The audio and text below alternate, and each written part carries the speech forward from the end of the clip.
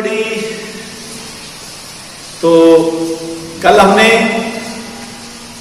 विद्युत धारा का चैप्टर शुरू किया था। विद्युत धारा को जाना भी था कि विद्युत धारा क्या होती है, कैसे आप उसको डिफाइन करते हैं, कैसे उस पर बेस्ड न्यूमेरिकल सॉल्व करते हैं, ये हमने कल की वीडियो में सीखा था। आज हम सीखने वाले हैं धारा घनत्व। धारा घनत्व क्या होती है, कैसे डिफाइन करेंगे, कैसे इस पर बेस्ड क्वेश्चंस बनते हैं और कुछ इंपॉर्टेंट पॉइंट्स। ओके, तो लेट अस स्टार्ट। धारा घनत्व। धारा घनत्व क्या है? धारा घनत्व ये हमें जानना है। तो सबसे पहले तो इसकी डेफिनेशन। तो डेफिनेशन तो बड़ी आसान सी, एकदम सिंपल सी। किसी चालक के एकांक अनुप्रस्थ क्षेत्रफल से, किसी चालक के एकांक अनुप्रस्थ क्षेत्रफल से अभिलंबवत प्रवाहित धारा धारा घनत्व कहलाती है। तो लिख भी देता हूं, किसी चालक की एकांक अनुप्रस्थ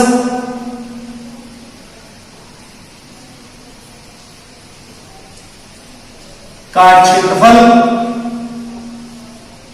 से अभिलंबवत प्रवाहित धारा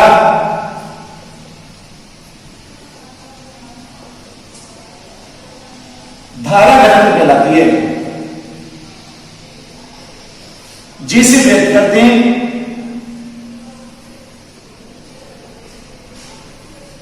धारा घनत्व कहलाती है। ओके, तो यहां पर ये वर्ड आया अभिलंबन।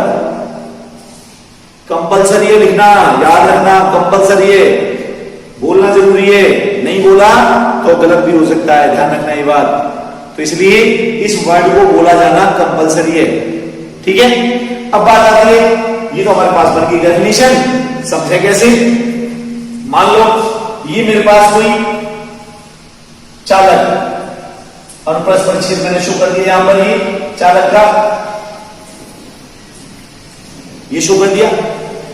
इसकी दिशा अनुप्रस्थ क्षेत्रफल या अनुप्रस्थ परिच्छेद जो क्षेत्रफल लेते हैं उसकी दिशा हमेशा पृष्ठ के अभिलंबवत होती है।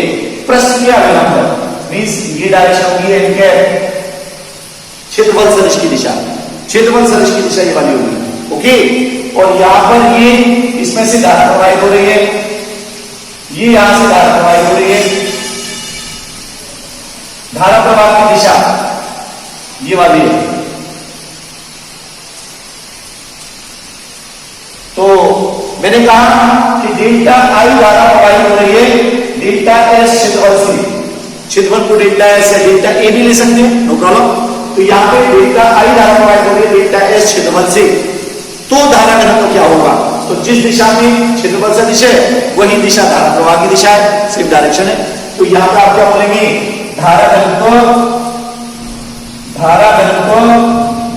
जी vector is equal to delta I upon delta S N cap. Okay, यहां पे एन कैप क्यों लगाया? क्योंकि धारा घनत्व सदिश राशि है और इसकी दिशा को व्यक्त करना कंपलसरी है। ओके, तो दिशा क्या होगी इसकी?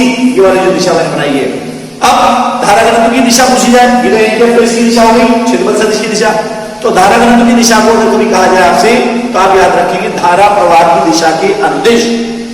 तो यहां पे लिख दूं धारा घनत्व की दिशा, घनत्व की दिशा धारा प्रवाह के अनुदिश होती है।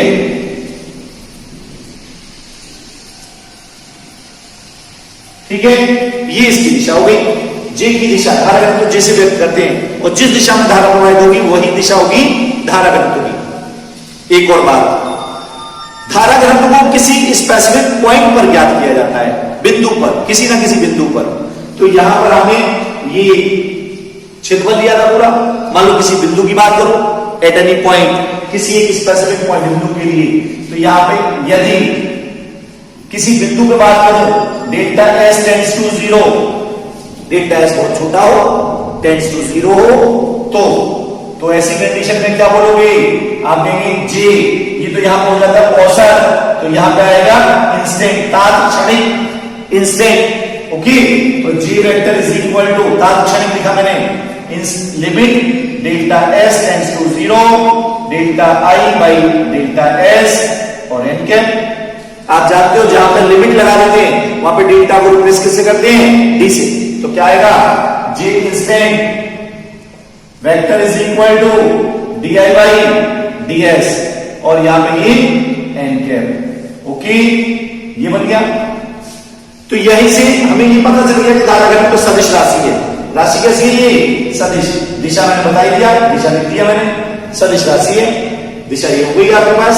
अब इसका मात्रक बनाना चाहें तो मात्रक क्या बनेगा, ये तो एम्पियर और ये metre square, ampere metre square, तो धारा इसका मात्रक क्या बनेगा, मात्रक लिखेंगे एम्पियर पर मीटर स्क्वायर, ये इसका मात्रक होगा धारा घनत्व का। तो यहां तक तो मेरे ख्याल से कोई प्रॉब्लम नहीं होनी चाहिए आपको।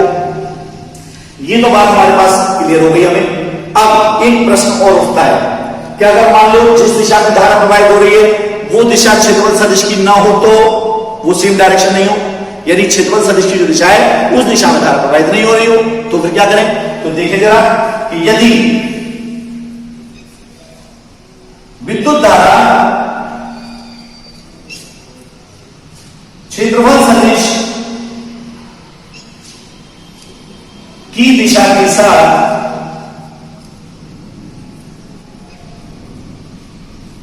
थीटा कोण बनाते हुए प्रवाहित हो,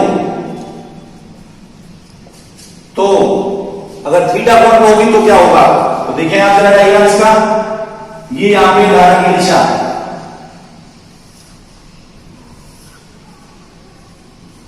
ये तो धारा की दिशा बना दिया, और यहां पे जो क्षेत्रफल सदिश है वो ये ले लिया,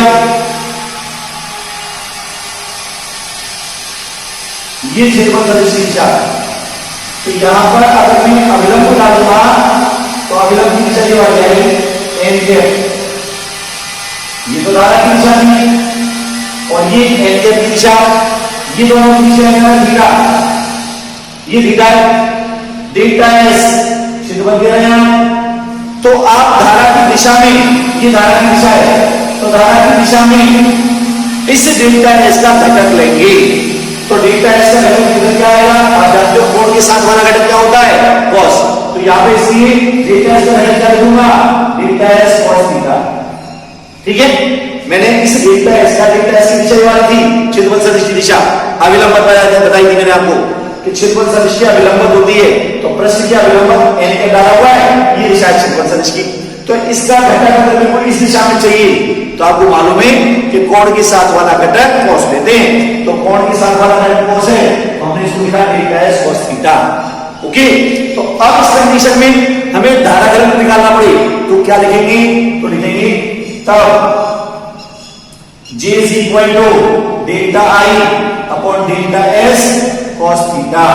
ओके, या इसी को कह सकते हैं J is equal to DI upon DS cos theta. मान लो I को हो तो I के केस में ऐसे लिख देते हैं DI upon DS cos theta, ये भी लिखा जा सकता है। इसी को आप दूसरे फॉर्म में अगर कन्वर्ट करना चाहें तो ऐसे भी लिखा जा सकता है इसको।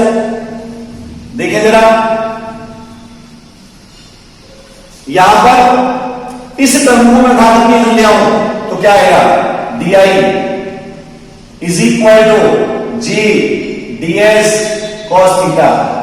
आपने पढ़ा है A vector dot B vector is equal to AB cos theta, तो यहां पे ये कोई फॉर्मेट बन गया, तो क्या बोलने वाले हैं आप, DI is equal to J vector dot DS vector. Okay, या क्या निश्चित प्रक्षेपण के लिए, प्रक्षेपण निश्चित हो, निश्चित पृष्ठ क्षेत्रफल के लिए क्या कर देंगे, समाकलन, तो I इज इक्वल टू समाकलन J vector dot DS vector. Okay, तब ये बनेगा आपके पास, ये आपके पास बन गया धारा घनत्व, ये धारा घनत्व का फॉर्मूला आ गया आपके पास। यहां तक तो मेरे ख्याल से आपको कहीं कोई प्रॉब्लम नहीं होनी चाहिए। इसको कहते हैं धारा घनत्व। ये धारा घनत्व हो गया। यहां पे ये धारा घनत्व की परिभाषा थी, थीटा कोण पे हो तो क्या करना पड़ेगा, ऐसे। अब हमने सदिश राशि ये बात जान ली, दिशा क्या होगी जान लिया, और इसका मात्रक क्या होगा एसआई पद्धति में व्यू भी हमने पढ़ लिया, जान लिया। इसके आधार पर कुछ क्वेश्चंस, कुछ बातें या कुछ पॉइंट्स धारा में और धारा घनत्व में। धारा, आपने विद्युत धारा को कहा था कि ये अदिश राशि होती है, और धारा घनत्व कैसी राशि है, सदिश। विद्युत धारा अदिश राशि क्यों थी, क्योंकि वो सदिश संयोजन के नियम का पालन नहीं करती है, और धारा घनत्व सदिश राशि, ये सदिश संयोजन नियम का पालन करेगी, इसलिए सदिश राशि। विद्युत धारा किसी पृष्ठ से होकर के प्रवाहित होती है, और धारा घनत्व को किसी एक स्पेसिफिक पॉइंट पर निकाला जाता है, किसी एक बिंदु का कैरेक्टरिस्टिक अभिलक्षण गुण होता है धारा घनत्व। ठीक है, तो अब देखिए जरा कुछ बातें। नंबर 1, विद्युत धारा अदिश राशि होती है।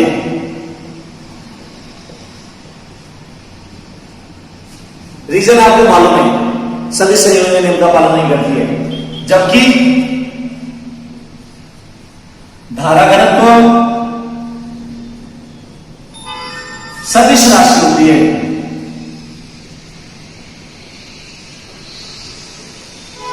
याद रहेगा, ठीक है। नंबर 2, किसी चालक में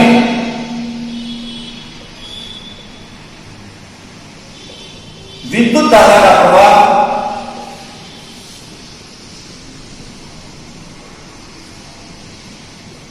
मुक्त इलेक्ट्रॉनों के कारण होता है।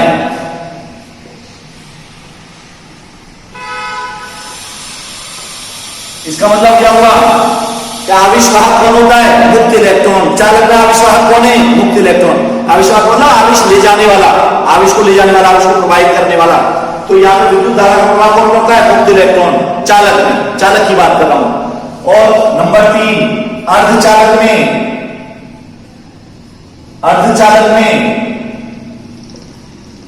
विद्युत धारा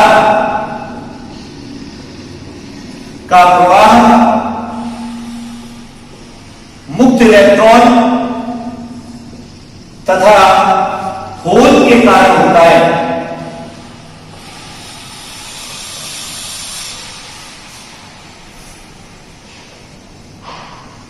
इसका मतलब होगा कि अर्धचालक में आविष्वाहक कौन होगा, मुक्त इलेक्ट्रॉन और होल। मुक्त इलेक्ट्रॉन और होल अर्धचालक में पूछा जाएगा तो मुक्त इलेक्ट्रॉन और होल याद रखना है। और चालक में कहा जाएगा, चालक की बात चल रही है तो केवल मुक्त इलेक्ट्रॉन, ये मुक्त इलेक्ट्रॉन होंगे। ठीक है। नंबर 4, विद्युत अपघट्य में, विद्युत अपघट्य जानते हो, आपने सेल में पढ़ा हुआ है केमिस्ट्री में। विद्युत अपघट्य में आविष्वाहक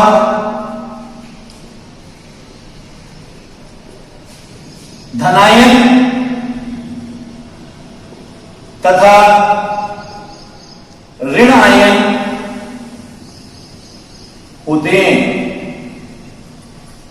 धनायन और ऋणायन ये आविष्वाहक का काम करेंगे, किसमें, विद्युत अपघट्य में। विद्युत अपघट्य में बात आएगी तो धनायन और ऋणायन इनके द्वारा आवेश का प्रवाह होगा। ठीक है। अगर बात करें निर्वात नलिका, पहले तो यहां पर बता दूं, विद्युत धारा का प्रवाह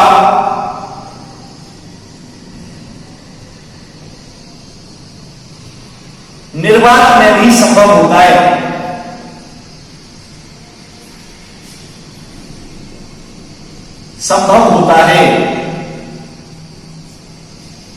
निर्वात में भी विद्युत धारा प्रवाहित हो सकती है। जैसे आपने पढ़ी होगी विसर्जन नलिका, विसर्जन नलिका कहते हैं, तो ये विसर्जन नलिका जो होती है उनमें विद्युत धारा प्रवाहित हो सकती है। निर्वात होता है तो निर्वात में हो सकती है। ओके। अब बात करते हैं विसर्जन नलिका में होता क्या है, तो इलेक्ट्रॉन और धनायन विद्युत विसर्जन नलिका में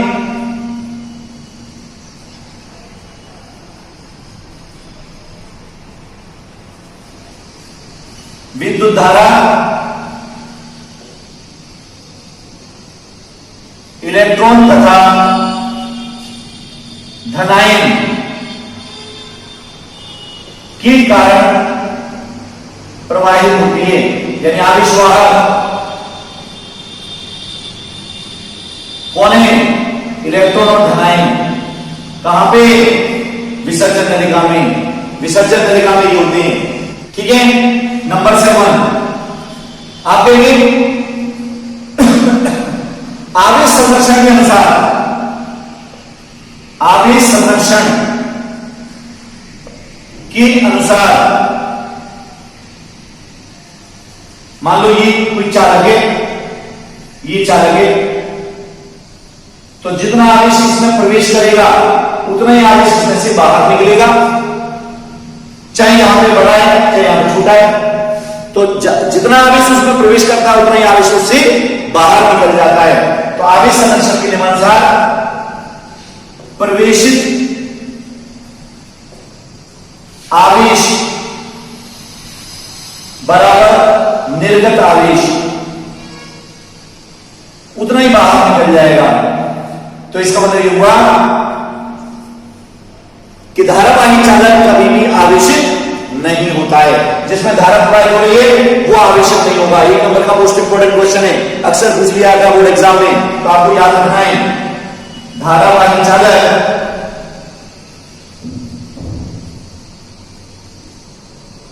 आवेशित नहीं होता है। भाई जितना आवेश उसमें प्रवेश किया उतना बाहर निकल गया, तो आवेश कहां है? आवेश हुआ ही ना, तो आवेशित नहीं होता है। इसका मतलब Q बराबर 0, Q का मान 0 होगा। ओके, नंबर 9, तो धारावाही चालक कभी भी आवेशित नहीं होगा, याद रखिए ये बात। अब नंबर 9 कि धारा का मान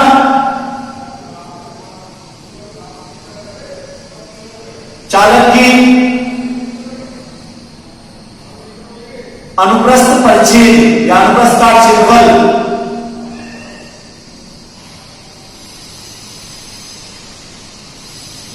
पर निर्भर नहीं करता है। इसका मतलब क्या हुआ? मान लो ये तो चालक है मेरे पास, यहां पे ये लोग, ये भी है, ये भी है। अब यहां पे थोड़ा बड़ा है, यहां पे मैंने लिख दिया I1, यहां पे लिख दिया I2 और यहां पे लिख दिया I3। इधर का मान लिख दिया मैंने, इधर ऐसे प्रवाहित हो रही है। तो यहां पे I1 का मान I2 की बराबर I3 की, यानी धारा का मान समान रहेगा। अनुप्रस्थ काट क्षेत्र कहां पे होता है कहां पे पड़ता है इस बात से कोई लेना देना नहीं होता है। विद्युत धारा का मान कभी भी अनुप्रस्थ काट क्षेत्रफल पर निर्भर नहीं करता है। अनुप्रस्थ काट क्षेत्रफल कहां ज्यादा है कहां कम है इस बात से कोई लेना देना नहीं है, नहीं। लेकिन धारा घनत्व का मान हमेशा अनुप्रस्थ परिच्छेद पर निर्भर करेगा। और अगर ज्यादा धारा घनत्व पूछता में I अपॉन A, भाई I तो यहां पे किसी में, और जब यहां पे क्षेत्रफल ज्यादा है, ज्यादा से भाग देंगे तो धारा घनत्व कम आएगा, और कम से भाग देंगे तो धारा घनत्व ज्यादा आएगा। तो यहां पे धारा घनत्व कम आएगा, यहां धारा घनत्व ज्यादा आएगा। तो धारा घनत्व का मान अनुप्रस्थ परिच्छेद पर निर्भर करता है, और धारा का मान विद्युत धारा का मान नहीं करता, धारा घनत्व का मान करता है। तो आप यहां पे याद रखेंगे इस बात को कि धारा घनत्व का मान अनुप्रस्थ काट क्षेत्रफल पर निर्भर करता है, जबकि धारा का मान निर्भर नहीं करता है। ओके, तो आज के लिए इतना ही, और इनको साथ साथ याद करना ना भूलें। 100% डेली का डेली लर्न करते चलें।